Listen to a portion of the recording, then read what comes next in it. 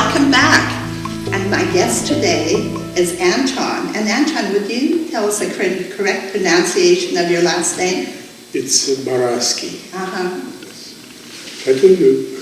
Yes. And but we were telling me earlier that your Oh, Chinese friend is the pronouncing Chinese it. friends tease me around saying Baraschi because I contain the energy word. And chi means energy, right? And what do you do? By trade, I'm a bioenergy healer or laying of hands healer, and I work in Dr. Nidia Carrero's office in the Flatiron district, seeing people for chronic conditions, pain reduction, spiritual development, or speedier recovery from an incident or intervention. And can you tell me a little more about bioenergy? Bioenergy is probably medical Qigong would be the traditional term. Medical Qigong. Medical Qigong. Yeah. It's a stimulation of a person's own immune system in the direction pointed by the medical diagnosis. Right, and can you explain that a little more for people who may have not heard of it? Probably the simplest way would be to remember that every person grows up into someone else's body. Oh. And when you were, let's say, yourself as a little more than a zygote, right. Floating in amniotic fluid, and in that space you were being warmed, fed, breathed, everything was done for you, lived without gravity, And in that particular space, that's where you grow organs. Okay. So at the cell level, everyone has a memory of that time in which you're completely taken care of. The other thing is that all recuperation, all healing, all resting occurs in a vegetative state. You're sleeping because essentially the soul and spirit consume the energetic body and the physical body during daily activities. So in a joke, I could say that the only thing you could do to yourself is make yourself tired. Right. Recuperation has to occur in a vegetative state during sleep. So if you can induce, theoretically, if you can induce a state in a person resembling sleep that evokes the memory of being taken care of, you induce healing. So you induce a person to have more rest by which the work you do, and the person should get more sleep also to heal. You induce that particular activity that naturally occurs during sleep. But as you know, stressors will stop a person from having full rest or recuperation activity that's proper. It's an imbalanced activity. And most illnesses are illnesses of disbalance. Right. And how did you get into this? What brought you to this point and to understand this? Simply put, I got very sick midlife. I was a vice president of facilities at Republic National Bank. I was running a lot of sites at the same time. And slowly my health started breaking down. I had arthritis, asthma, acid reflux, heartache, kidney stones, prostate problems, digestive disorders, sleep disorders. Mm-hmm. So that's a full range. It's a full range. Yes. So somehow in this time I discovered the benefits of traditional Chinese medicine exercises, medical exercises. I discovered medical Qigong. My recovery was very fast. And I could say that as I was practicing, there was a very interesting moment in which, as I perceived the currents of energy within myself, I started seeing them in people. Oh. And that was a determining moment. I decided, let's say, what do I do with this information? Do I go back to the supermarket and exchange, get my money back, or I pursue it? And I did. So do you think is that part of extrasensory perception? It develops, yes, that is extrasensorial perception. And you have to integrate it in normal life. Mm-hmm. And 12 masters later, I practice. And where did you study? Well, I went to local people, like Rosalind Bruyere and the Reverend Ron Roas. I went to the Philippines with Reverend Alex Orbito. I went to Brazil with John of God. And I studied with some East European masters, Russians, and there are other modalities. So we don't have enough time to go in all of them, but I would say that each one gave me something that eventually trickled down to having my own syncretic method. Right. But that is not all. As a side of healing, there was an increase of awareness of the presence of spirituality I see. in the world, and that is another piece. Mm-hmm. Well, do you think that this is a natural gift that one has, or can anybody learn it? Well, I think you asked the right question. Anybody could learn it. I didn't have it originally. Maybe I had a predisposition for this, but I wasn't born like that. Mine is acquired. So I believe that everyone can, and actually I'm teaching it. Yes, and are there people who are born with it? Yes. And how do they know they have this gift? At some point in their life, they find out that they have abilities, they can do certain things. It takes them a while to realize that, to realize that the other people are not like them. Yes, yeah. And is this part of psychic ability? It is psychic ability. Everyone has psychic ability, but in various degrees. Oh, Anton, we have to take a break. So we'll take a break and we'll be right back.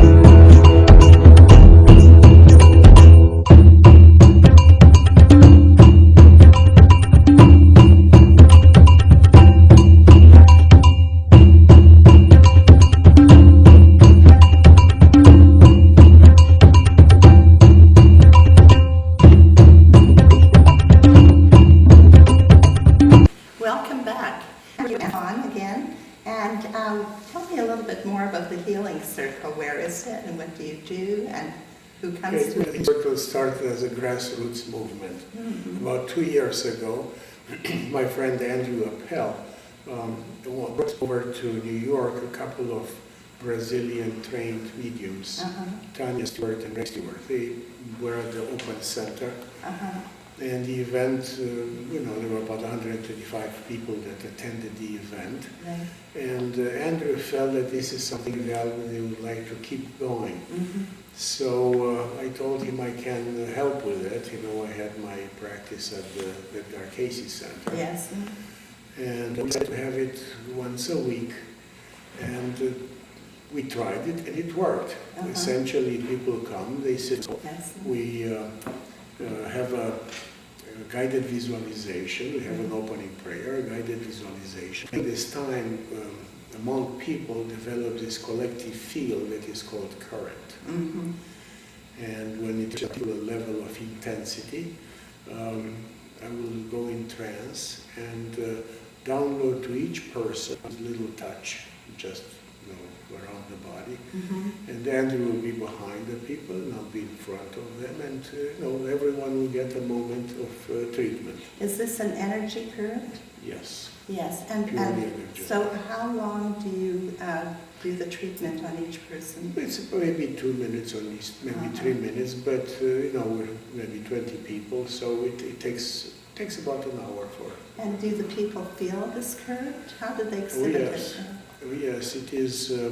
It's feeling like the presence of an energetic field between their hands or circulating through their body, and essentially answering their inner questions. And do you think that that any disease has like a spiritual reason for it? Often. Yes. Often it is your body of attachments that created your illness. I'm not talking about you only. Yes, pretty much everyone. anybody, the universal you. Universal. And then, does it vary from person to person? The degree varies. The disbalance is pretty much a human, part of human nature. Yes. And so is the balancing. Yes, and you said you studied with John of God from Brazil is one of them. He's quite well known. I didn't study with him, but I was in his presence at least 12 to 15 times. And I did interact with the beings that circulate through him. Some of them are actually present here. And what kind of beings are these? They're spirit doctors, most of them. The person that actually I work with is Dr. Bezerra de Menezes. He lived about 120 years ago. He was a medical doctor, very compassionate, one of the founders of the Spiritist movement in Brazil. Right. He oversees this group, as much as you could say that. So you have a link into him. Or he's got a link into us. Yes. And are there healers that come here from time to time? Yes, we have 2 or 3 people that will come and will be part of the group according to their time and availability. Right. And anything else that you can add to things that I haven't asked you? We only know what we know. Anything? Well, I would say that the development of this circle was adapted to New York life. There are certain things that that occur in Brazilian forms of this circle that we don't do here. There are some things that are just, for example, the choice of music. Yes. Slowly we came to a music that has is not vocalized, it's just instrumental, except by everyone. I see. And also after we finish the circle, we have moments of sharing, which is something that's pure New York. We found in Brazil, they end up the circle, people drink the blessed water, and they will walk out the door and they go home. Here people didn't leave, so we started having a sharing. Right. And what do they share about? Their experience during the current. Oh, good. So then it's very informative. If one person feels one thing, another person may feel, and one person may feel nothing, right? Yes, but that is the whole thing. We distinguish between phenomena and healing. Right. Healing sometimes follows the phenomena, but they're not necessarily together. And people learn from each other because each experience is sort of like a reflection of something that becomes bigger than the sum of parts. Right. Well, if a person isn't kinesthetic and they don't feel anything, do you think healing still can occur? Yes, it can, because the subconscious will always receive the message. You may oppose it, but it will affect you either way. So, we're saying that we're working on a conscious level, but an unconscious level, subconscious level as well. You ask yourself, why did people come here on a Sunday night? Right. what drives them? Curiosity, the need for relief, the need for company. It could be many, many things. And then why do they come back? Yes. I mean, they may come for curiosity to begin with, but why do they come back? Your question contains. We're hoping to interview another healer next week, Tanya Stewart. Do you know her? Oh, or know indeed. her? Actually, I was started because of her visit in Really? New York. Uh-huh. And I consider her a spiritual sister. We talk often. Yes. And the difference is that she's a naturally born medium. Oh, I see. You know, this happened to her since she was very young. And she spent about a year at John of God's working in the surgery room. So we can say that she was trained by him. When you say surgery room, what do you mean by surgery? The surgery room is the word they use in Brazil for people who had a spiritual intervention. Oh, but it's not like surgery as we know Sometimes it here. is. Oh, really? Yeah, sometimes it is, but this is only something that takes place in Brazil. Brazil. In the United States, it wouldn't be, it wouldn't take place. And how did Tanya get involved in this? I mean, how did she know that she had this gift? She just had it since young. Uh-huh. She would have it's a full trance medium. She Uh-huh. doesn't remember a thing, and her governing entity is Dr. Paulo, Uh-huh. Spanish War era. That sounds like a country doctor. Mhm. Very, very compassionate and pretty effective from my observations. I'm going to actually volunteer for her event at the Subud Center. When is that? That is for this coming Wednesday and Saturday. Yeah, what is the date? It's this week. This week, that's in November. Yes. Yes. Okay, well, that's very interesting. I'm hoping that we get more information on that. And that will only strengthen all the healing in this area, right, Well, in New York. I'm sure we hope you're going to continue your Yeah. work. You're doing very good. Yes. Is there anything that you would like the audience out there to know that we haven't discussed? Yes, that they're welcome anytime to our Healing Medium Circle. You'll find us on Meetup as the New York Healing Circle, or on Facebook, again, New York City Healing Circle.